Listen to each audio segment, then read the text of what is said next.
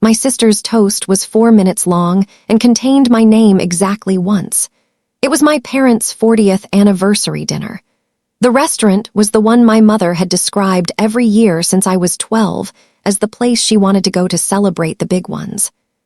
White tablecloths, a piano in the corner, the kind of menu that folds twice. There were 16 of us at the table. My sister Renee had organized everything: the reservation, the centerpiece, the printed card at each place setting with a photograph of my parents from 1984, the year they married. I had paid for everything, not because anyone asked me to. Because when I had offered, 6 months earlier, Renee had said yes without hesitation in the specific way of someone who has been waiting to be offered and considers the offer long overdue.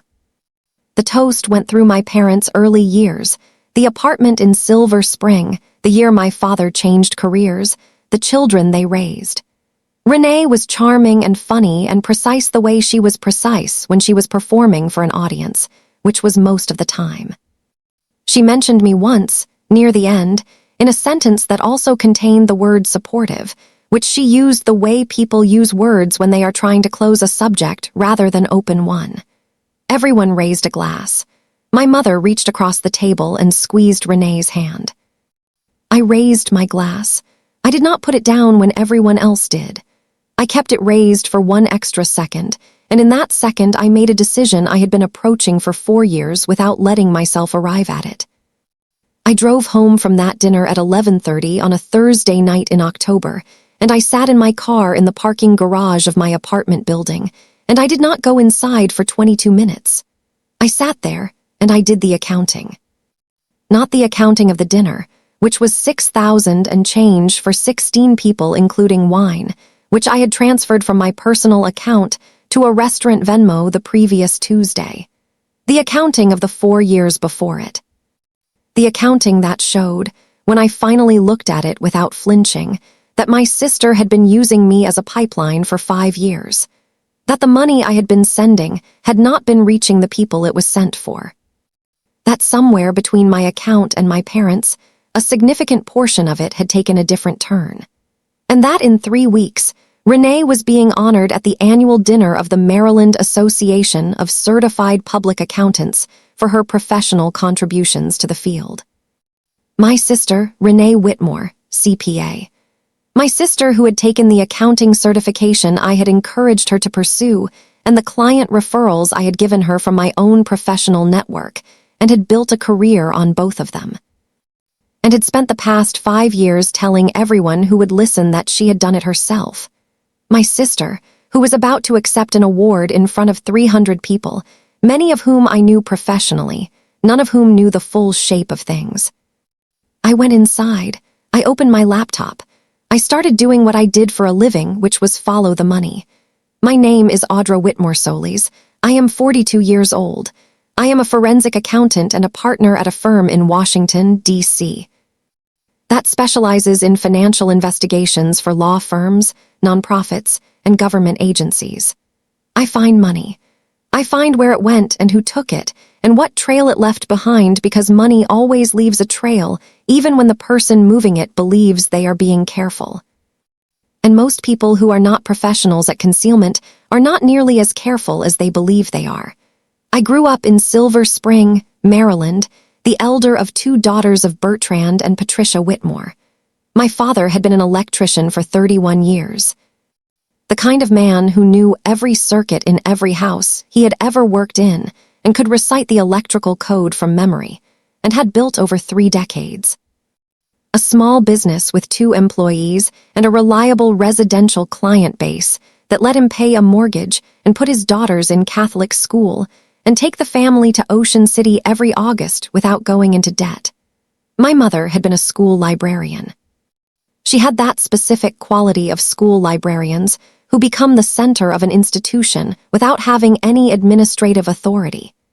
Everyone knew her, everyone liked her, she remembered every student's name and their specific reading interests for years after they had graduated from her building.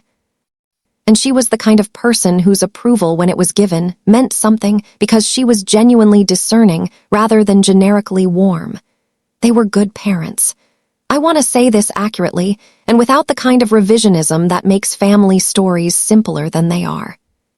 They were good parents in all the foundational ways: present, financially responsible, attentive, consistent. What they were not was equitable, which is a different thing and a subtler one, and the inequity I am describing was not about money, at least not initially, but about the specific way two daughters were perceived within the same household. Renee was the expressive one. This is the word my mother would have used, and it is accurate as far as it goes.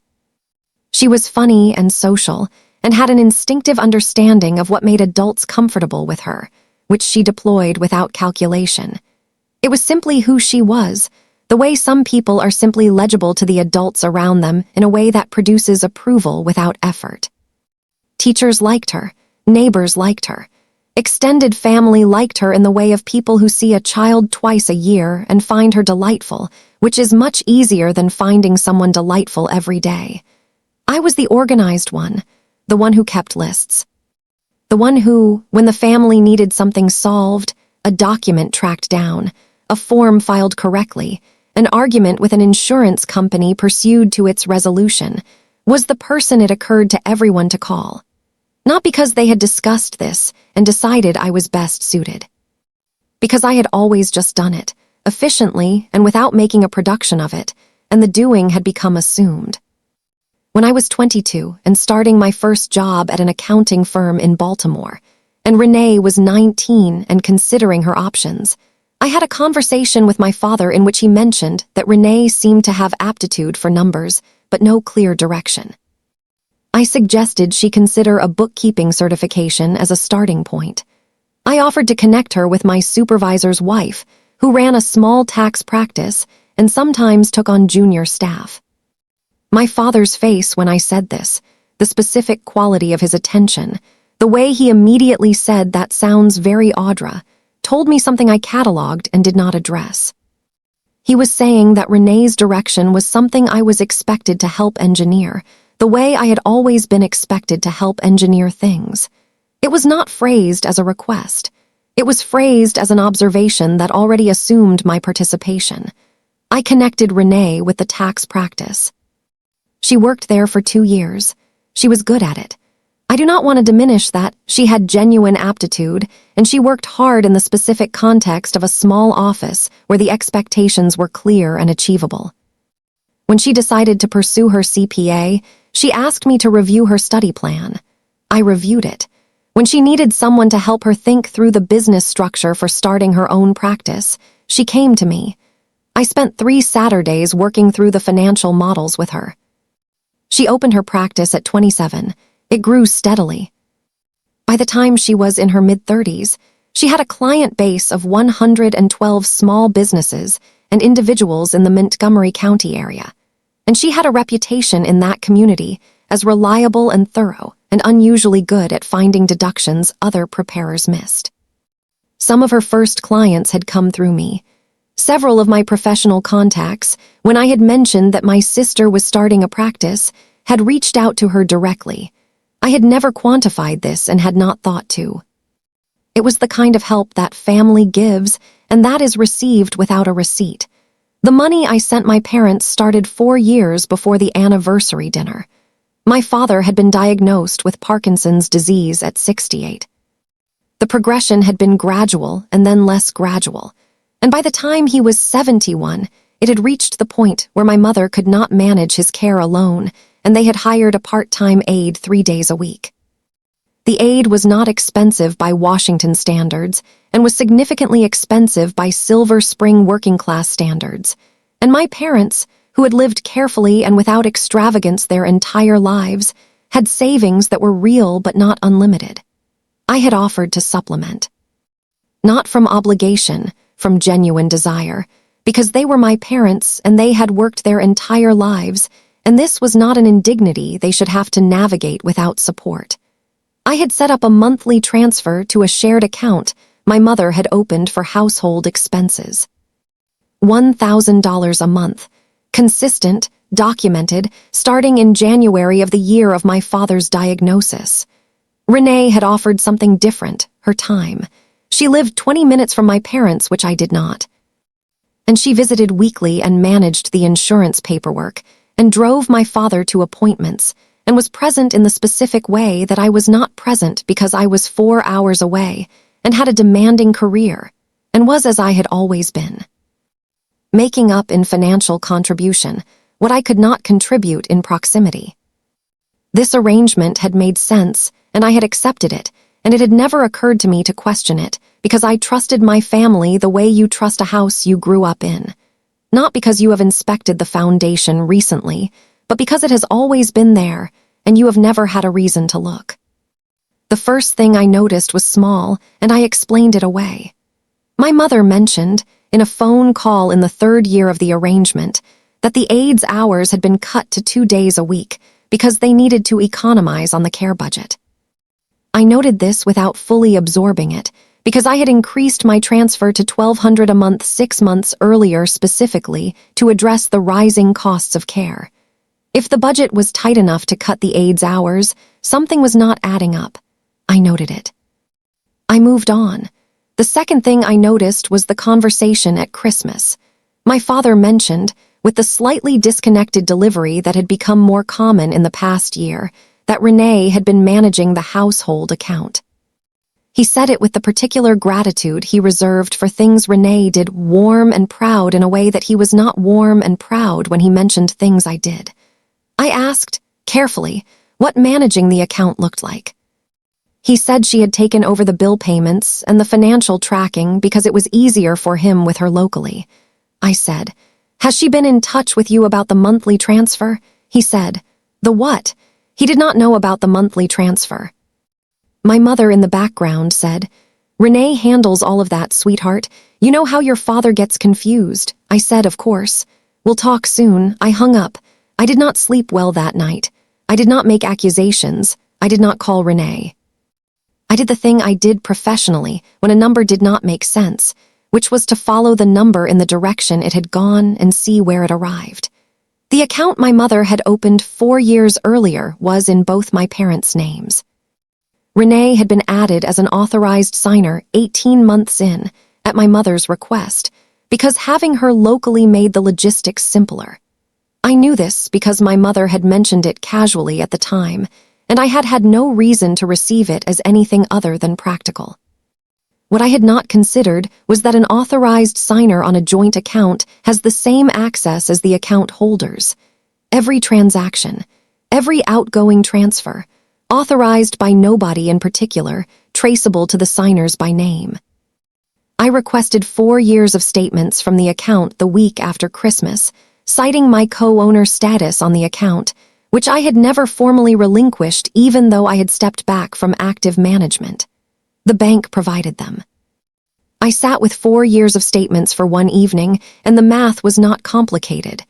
The money I had sent had arrived. Every deposit was there, every month, the full amount.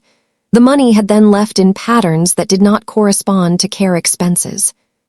A portion went to my parents' regular bills, utilities, groceries, the aides' reduced hours. The rest went out in transfers to an account that was not my parents' checking and that I did not recognize. The amounts were specific and regular. They were not large relative to the total, but they were consistent.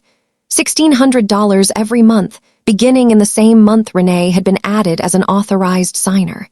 $1,600 a month for 31 months, $49,600. I closed the statements. I opened my work laptop. I did what I always do when I have a number that doesn't belong where it is. I found out where it went.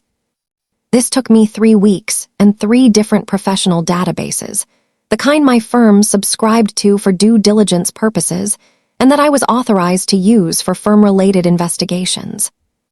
I was careful to document my authorization at every step because I am a forensic accountant and I understand that the chain of custody of evidence is as important as the evidence itself. What I found was a debt consolidation account in Renee's name. The monthly transfers from my parents' household account had been servicing a debt she had accumulated on a business line of credit she had opened in 2019, the year her practice had experienced what she had described to the family as a rough patch. The rough patch had been real. 3 clients had left simultaneously for a larger firm, and Renee had taken on a business line of credit to cover the operational shortfall while she rebuilt her client base.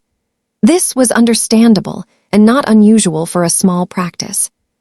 What was not understandable was what she had done with the debt servicing. She had routed it through my parents, not by telling them. By accessing an account they no longer monitored actively, depositing funds that were not hers to direct, and making a transfer she had not disclosed to anyone. She had, in plain terms, borrowed money from my parents without their knowledge or consent. And what she had actually borrowed, because the money in that account had come from me, was my money. I sat at my kitchen table at midnight on a Tuesday with 4 years of bank records and 3 weeks of database research, and I thought about my father asking what the monthly transfer was. He had not known. My mother had said Renee handles all of that. Renee had handled it all right. I thought about the anniversary dinner, the toast, supportive. I thought about 31 months of $1,600. I thought about my father's aide having her hours cut to 2 days a week. The aide had been cut because the care budget was tight. The care budget was tight because a portion of the money I had sent for care had been leaving the account every month for 2.5 years. If you are sitting with something right now that you have been explaining away for longer than you should have been explaining it away, this next part is for you.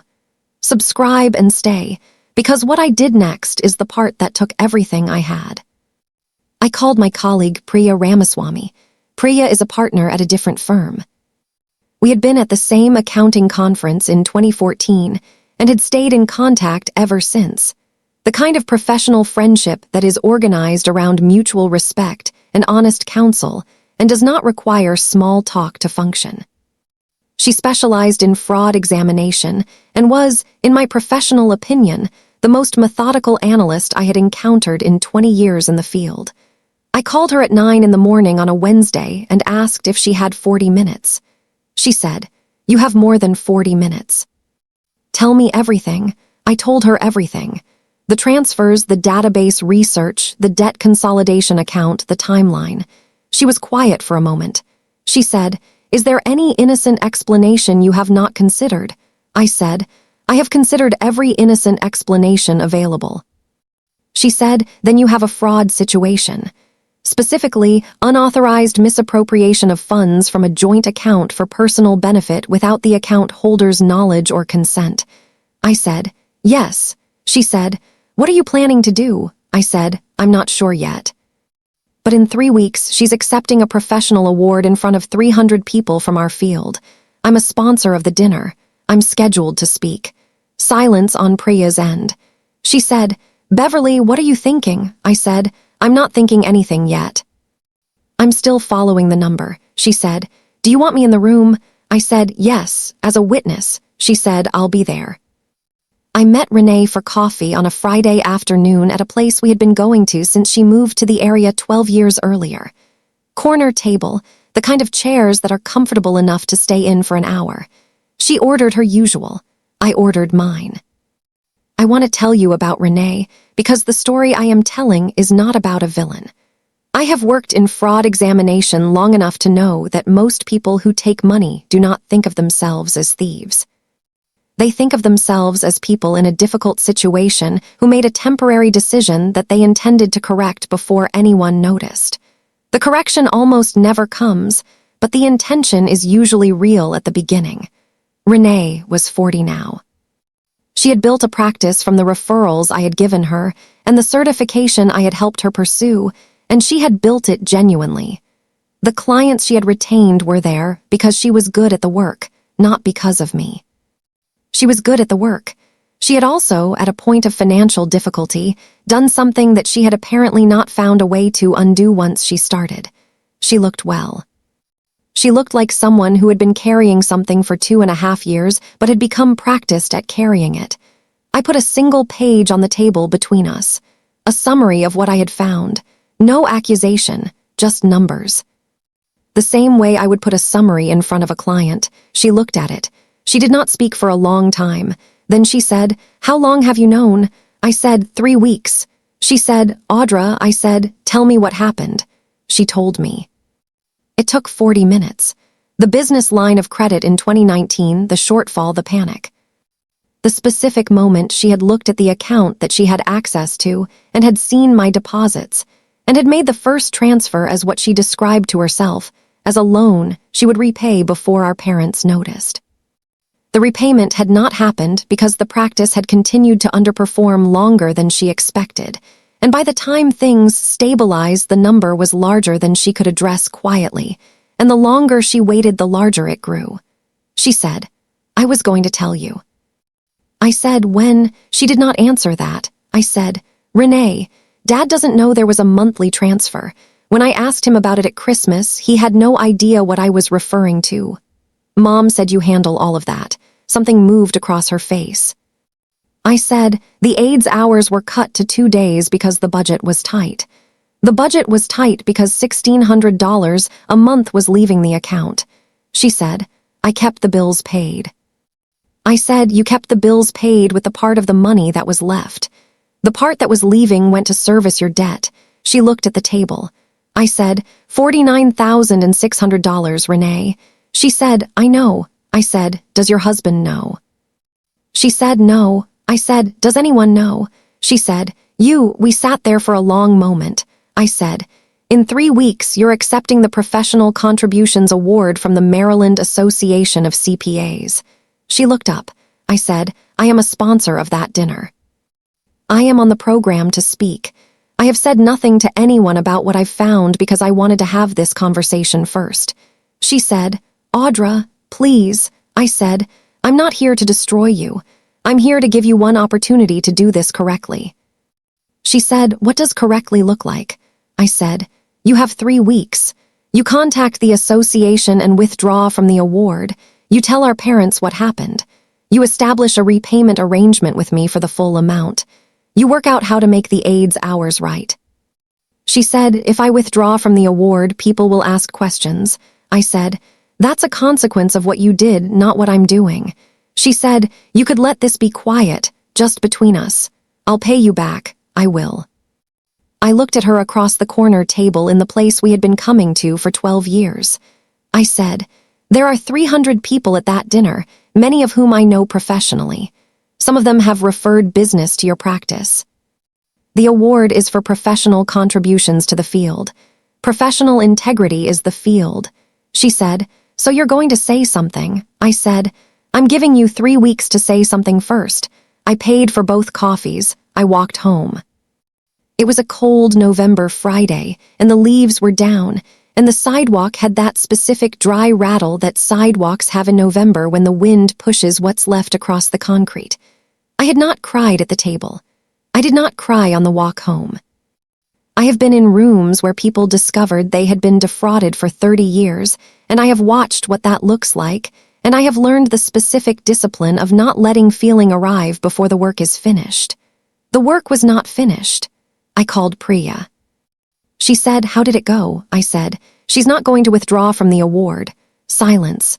She said, "You know that already?" I said, "She'll tell herself she's going to, and then she'll find a reason not to. I know how this particular pattern proceeds." Priya said, "What do you need from me for the dinner?" I said, "Your presence and your professional signature on a 1-page summary of the findings. Not an allegation, a documented accounting." She said, "I'll have it to you by end of week." She did. The document was 6 paragraphs, precisely organized, every claim sourced to a bank record or database entry with citation. It was the kind of document that could be placed on a table under fluorescent light and read aloud without requiring interpretation. I had one of those made for Priya, and one for me, and one for the association's ethics chair, whose name I had confirmed from the association's public directory, and whom I had contacted by email to introduce myself and indicate that I had a matter related to the evening's honoree that I would like to have on record before the proceedings. She had responded within 24 hours. She had said, "I appreciate your proactivity. I will ensure the relevant parties are available if needed." She had not asked me to elaborate. She was an ethics chair. She understood what proactivity meant in her context. I drove to the dinner alone. Renee had not withdrawn from the award. She had sent me one text message in the 3 weeks between our coffee and the dinner date. It said, "I'm going to handle this differently than you're expecting." I responded with one word, "Okay." That was our full communication for 21 days. The dinner was at a hotel in downtown Bethesda, the kind of hotel that hosted association events and corporate trainings and the occasional wedding. The ballroom held 320 with room at the back for press and the association's own photographer. The tables were white linen, and the centerpieces were the subdued floral arrangements of organizations that have learned to spend their budget on content rather than decor. I arrived early and found my table and spoke to the 3 colleagues who were seated near me. Priya arrived at 7, signed in, came to sit beside me. We did not discuss the situation. We talked about a case she was working on in Delaware, and a new software tool our industry was evaluating, and the specific hotel coffee situation that conference hotels had apparently collectively agreed was a reasonable thing to do to professionals. Renee arrived at 7:20 with her husband, a man named Glenn who was a soft-spoken pediatric physical therapist and who I had always liked and who I thought about when I thought about the people adjacent to what was happening. He had not been told. He was attending to watch his wife receive a professional award. He had taken the evening off from 2 kids and a full schedule, and he was wearing a tie, and he was going to find out something tonight that would require him to reassemble several years of understanding. I looked away. My parents were at the table behind the honorees' table, my mother in the dress she had bought for the anniversary dinner, my father in his blue cardigan, the one he wore to every event where the occasion was warm but not formally suit-requiring. My mother had hired an extra sitter for the night so the aide could bring him. He was having a good week by Parkinson's standards, which meant he was present in the room in a way that would let him process what was said. I thought about whether my father should be there. I thought about it for the full hour between when I arrived and when the program started. I decided that my father deserved to hear the truth in the same room and at the same time as everyone else. That deciding to protect him from the truth was the same kind of condescension that had been applied to me my entire life. That the truth was the respectful thing. I did not change my mind. The program began at 8. The association president spoke for 12 minutes about the year in the profession. 3 business announcements. 2 sponsor acknowledgments, one of which was mine, and when my firm's name was read and I was identified as a sponsor, Renee looked up from the honorees' table for the first time and found my face in the room and held it for 3 seconds before looking away. She knew I was here. She had known I would be here. She had come anyway. I do not know what she told herself in the 3 weeks between the coffee and this room. I know what I told myself, which was that honesty has to be its own reason, and that the profession I had built my career in existed because someone had to be willing to follow the number to where it went, and that I could not stand at a podium in this room and accept an introduction as a sponsor while the honoree 2 tables away had been using my money to service a debt for 2.5 years. The association's awards chair stood. She described the Professional Contributions Award. She described the criteria: integrity, service to the profession, demonstrated commitment to ethical practice.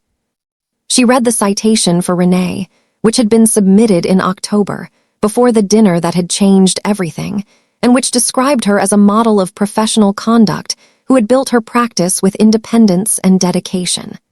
I let the word independence sit in my chest for a moment.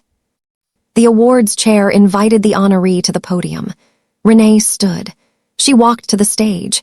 She had her acceptance remarks on an index card. She had mentioned them to me once, months earlier before any of this, and had said she wanted to keep them short. She reached the podium. She put the index card down. She looked out at the room. She said, "Before I accept this, I need to make a correction." The room shifted, not dramatically. The way a room shifts when the expected sequence of an event has changed and people are recalibrating. I was very still. She said, "There is a document being distributed to your tables right now. The association's ethics chair has copies. It is a factual accounting of something I did that I have not addressed publicly and should have addressed privately 3 weeks ago when I had the chance. Her voice was steady. I will give her that. Whatever she had decided in the 3 weeks between the coffee and this room, she had decided it clearly enough to deliver it steadily. She said, "For the past 2.5 years, I have been making unauthorized transfers from a joint account that included funds sent by my sister for our parents' care. I transferred approximately $49,000 to service a business debt I had accumulated. My parents were not aware of these transfers. My sister discovered them 3 weeks ago and came to me in private. I did not do what she asked. The room was very quiet. She said, Audra Whitmore Solis is at table 7. She is a forensic accountant, and she has spent 20 years doing exactly this, following money to the truth. She built the career I watched and learned from. She referred the first clients to my practice and spent 3 Saturdays helping me build the financial model that made it viable. And for 2.5 years, I used her generosity and my parents' trust to solve a problem I should have solved honestly." She paused. She said, "I cannot accept an award for professional integrity tonight. I should not have accepted the invitation when I knew what I had done. I want to be on the record about this, in this room, in front of this association, because the record is what I should have been protecting all along." She put the index card back in her pocket. She walked off the stage. The room held the specific quality of silence that a room holds when something significant and irreversible has just occurred in it, and no one has decided yet what to do. Then Priya, sitting beside me, began to clap, not a triumphant clap. A slow, deliberate recognition of a thing that had been done correctly. A few people followed. My mother's hand was at her mouth. My father was watching me across the room. He had the expression of a man who was doing mathematics he had not expected to need to do at this hour. The kind of accounting that happens when you understand that several years of what you believed was one thing was actually something else. He did not look away from me. I held his gaze. After a long moment, he nodded. It was not the nod of a man who had understood everything. It was the nod of a man who understood enough. I nodded back. The awards chair stepped to the podium. She spoke briefly, and with the composure of someone who had been in ethics work long enough to know that this was not a catastrophe, but a process arriving at its conclusion. She said the evening would continue with the association's gratitude for everyone present, and that the matter would be addressed through the association's standard review process. She did not mention Renee's name again. The dinner continued. The conversation at my table resumed with the specific careful quality of professional people who were uncertain of the correct register and had defaulted to the topics they had been discussing before the program started. My mother came to my table before dessert. She sat in the empty chair beside me. She did not say anything for a moment. She looked at the tablecloth. Then she said, "I didn't know about the transfers. I want you to know that." I said, "I know, Mom." She said, "I gave her the access because she was local, because she was handling everything." I said, "I know." She said, "I didn't ask questions I should have asked." I said, "Mom, stop." She looked up. I said, "You are not responsible for what Renee did. You are 70 years old and you are taking care of Dad and you trusted your daughter with an account. That is not a failure. That is a reasonable thing that was misused." She said, "I called you supportive at that dinner, in Renee's toast." I said, "Yes." She said, "I've been calling you that your whole life. Supportive, reliable, steady. Do you know how many times I've said those words instead of the things I actually meant?" I said, "What did you actually mean?" She was quiet for a moment. She said, "I meant that you were the one I was never worried about. And somewhere along the way, not being worried about you meant I stopped paying attention to you, not because I loved you less. Because I trusted you so completely that I forgot you still needed to be seen. I did not have an answer for that. I have thought about those words many times since." My mother reached across and put her hand over mine the way she had reached across the table at the anniversary dinner to squeeze Renee's hand after the toast. She held it there. She said, "I am proud of you, Audra, not of what happened tonight, of who you are." I should have said it more often and more specifically, and I am saying it now. I said, "Thank you, Mom." She went back to my father. I finished my coffee. Renee found me at the coat check at 10:15. She was not crying. She was the specific kind of composed that comes after something has been released rather than before it, the composure of a person who has put down something heavy and is still adjusting to the different weight distribution. She said, "I should have done it at the coffee." I said, "Yes," she said. "I kept telling myself there was a version where I handled it privately and no one here needed to know." I said, "There wasn't." She said, "I know." We stood by the coat check for a moment. She said, "Glenn is going to have a lot of questions." I said, "Yes, he is." She said, "I don't know how to start that conversation." I said, "Start with the number. Start with the specific thing that happened. Don't start with context or explanation. The number first. Everything else after." She looked at me. She said, "That's very you." I said, "It's very accurate." She almost smiled. "The kind you almost do when something is both correct and painful." She said, "Are you going to be all right?" I said I was always going to be all right. She said, "I mean with me, with this." I thought about it. I said, "I'm not ready to answer that tonight. Ask me in 6 months." She nodded. She got her coat. She left. I drove home through Bethesda and then through the dark stretch of Wisconsin Avenue and then across into the city, the route I had driven hundreds of times, familiar enough that my hands knew it without direction. I thought about my father's nod. I thought about my mother's hand over mine. I thought about Renee at the podium with the index card she did not use. I thought about $49,600 in 2.5 years, and the aide's hours cut to 2 days, and my father asking what the monthly transfer was. I thought about every conversation in my family where the money I sent had been present and unnamed. Every dinner where my contribution had been absorbed into the background, the way reliable things are absorbed, noticed only when they stop. I thought about what my mother had said, the one I was never worried about. And somewhere along the way, not being worried about you meant I forgot you still needed to be seen. I had spent my whole professional life making the unseen visible, following numbers to the places they didn't want to be followed. Naming the thing that was hiding in plain sight in the data. I had spent my whole family life being the number that nobody followed. I pulled into my parking garage and sat in the car for a while, the same way I had sat on the night of the anniversary dinner 22 days earlier. I thought, I am 42 years old. I am a forensic accountant. I find money. I thought, tonight I found something else. I went inside. The aftermath took the shape that aftermaths take when the precipitating event has been public and documented and conducted with professional precision. It does not explode. It settles the way sediment settles slowly, with weight, into something that becomes the new floor. The Maryland Association of CPAs opened a formal review of Renee's membership status within the week. The process was standard. Documentation reviewed, parties interviewed, findings issued within 60 days. Priya provided her professional summary as a submitted exhibit. I provided mine. The review concluded that Renee had committed a breach of the association's ethics standards and had, prior to the conclusion of the review, voluntarily declined membership in the organization. The finding was on the public record. Her CPA designation remained intact.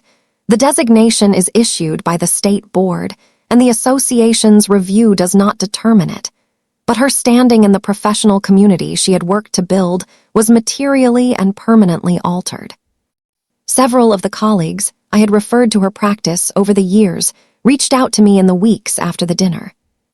Not to ask questions, they had enough information from the public record, but to express the kind of professional solidarity that exists in a specialized field when someone has done something that needed doing and had done it correctly. I thanked them. I said very little else. Glenn Whitmore, Renee's husband, called me 3 weeks after the dinner. He had known for approximately 10 days by that point.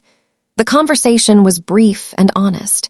He said he appreciated that I had given Renee the opportunity to disclose it herself. He said he did not know yet what the shape of their marriage was going to be on the other side of this. He asked if I would be willing to stay in contact with him during the process of sorting out the repayment arrangement. I said yes.